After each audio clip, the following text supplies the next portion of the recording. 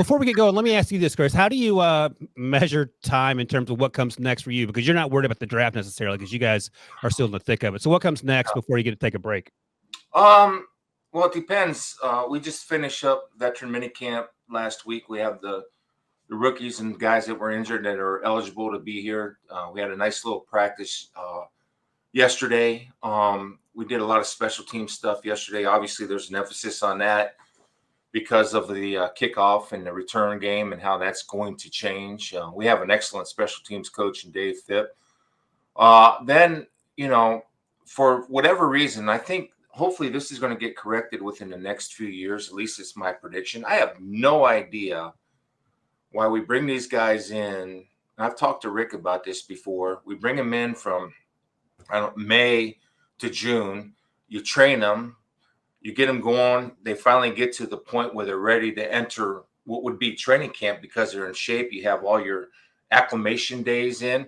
Then you let them go for 6 weeks. It makes no sense to me. So what I would hope that would happen is that they would move, I guess, the players' time off, the 6 weeks off or whatever it is, back to May and early June, then use the June for the OTAs, the veteran minicamp that leads right into training camp. I think that would be better. I think it's smarter, and it would be much more conducive for the players and a chance to have them stay healthier because now they're in your program training how you want them to train. They're with their coaches. And I actually think it would give the rookies a head start before going into training camp as opposed to giving them 6 weeks off in which, you might not retain every bit of information that you retained while you were here. I got to go on the other side of this, and I've got to ask you a couple questions because I don't agree with it at all. I've talked to a couple players on a couple of my side jobs on interviews, and it seems like most of the players were against this. And one of the reasons was if they came in at the end of June and you were, everybody knows what you did on the field, but I'm going to ask you your body from the end of June all the way through until you guys, hopefully another Super Bowl run this year. That is a long time of football at one time. And the other question, and some of the players had brought up, is that their kids are out of school, especially if they have families. And the only time they get some family time with their kids is in that June, early July program before they go back to training camp. So you're not only taking away their family time, but you're also, do you think their bodies can hold up that long from the start of that till, you say you make it to the Super Bowl? Well, I think if you have first of all, read the shirt. If you're listening, nobody cares. Work harder is what Chris's shirt currently says. Second of all, I think, it doesn't mean you go 8 hours a day, 7 days a week. I think it can be worked up where, start, say in June, right? You go 3 days a week.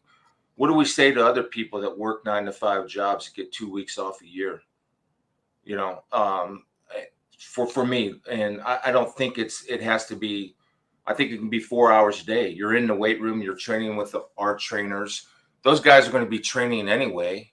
And, I think like you, Rick, or any other team, they feel like what players have to understand is that our goal is not to beat them down. Our goal is to prepare them for the season. And it would just be interesting to see. I'm just trying to give the guys the best chance to acclimate. For example, you go 3 days a week up in June. You go 4 days a week for the first month of July. I'm just throwing this out here.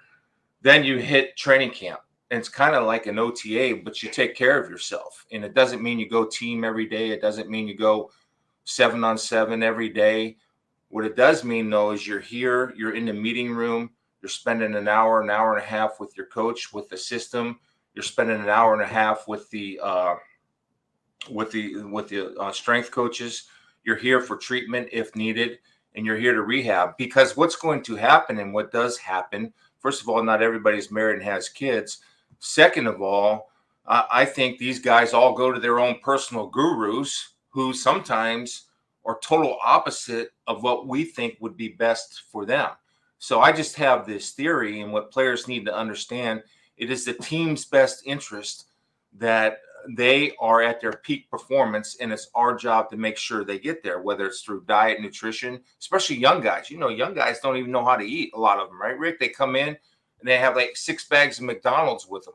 They don't, nothing wrong with the McDonald's, but it's just a chance for them to get acclimated going into training camp. I get the one at the vacation time. I get all that, but you only have so much opportunity to be an NFL player. So why not take into account that the team wants the very, very, very best for you. It's our interest that you're at your best, not at your worst. It's our interest that you're rested, peaked, and ready to go. And so I think it's better, but we can sit there, and both sides certainly have merit. Brian, I could go get my shirt too. I just hope both teams have fun today. I know my brother really enjoyed that T-shirt. Yeah. It has nothing to do with it. It's fun. Well, Chris, let me ask you this, because Rick, we talked about this a couple of weeks ago, and the point that you brought up wasn't the players; it was the staff and the front office taking getting a break as well. Does that bring us back to reading your shirt, or like Rick wanted a break mentally from the exhaustion of running the team for 11 and a half months? Yeah, you get to break after the draft. You get a break after the draft. You get from whatever say you get the month of May off. For an executive, for a general manager, or the front or the personnel staff, you get that whole month off, because really, I just don't see the need. Then you come back in June and you're rocking and rolling, and you're getting ready and pointing toward the season, so you're more focused. It's just my theory, but I think it's a theory that makes sense, and I think ultimately for the good of the player and for the mental health of everybody involved, because it is a grind. There's no doubt about it. I watched Rick grind it out for 32 years. I get it. I've been in this, and I don't work as hard as he did. I work pretty hard, but it's a grind. And I just think, though, that we only have so many shots at this. And the biggest thing I want to emphasize is for the players that they got to understand. Now, it might not be with all coaches. I can speak from Coach Campbell and Brad Holmes' perspective, that we're not here to mentally test you to see how tough you are. We're here to get you ready to play a season, both physically and mentally.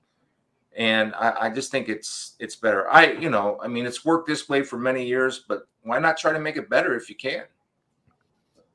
Ryan, did you know back in the day, when Chris came out, you only had to show up for a 3-day mini camp. You were off the rest of the time, but I think you had like 190 guys for training camp during that time as well. But we also did, Ryan, I hate to be this dude, right? I mean, back in the day, but there were 3-a-days and 2 padded and 1 walkthrough at Oakland University. Yeah. And it was no joke. And I get it. Science and everything's come. I'm not advocating going back to that, but I am advocating to, let's lead into training camp where these guys are in shape. And I do think you would prevent a ton of injuries in training camp if guys are acclimated 4 weeks before even we start training camp, through what OTAs, meetings, lifting, nutrition. Your trainers and doctors and PTs are already here.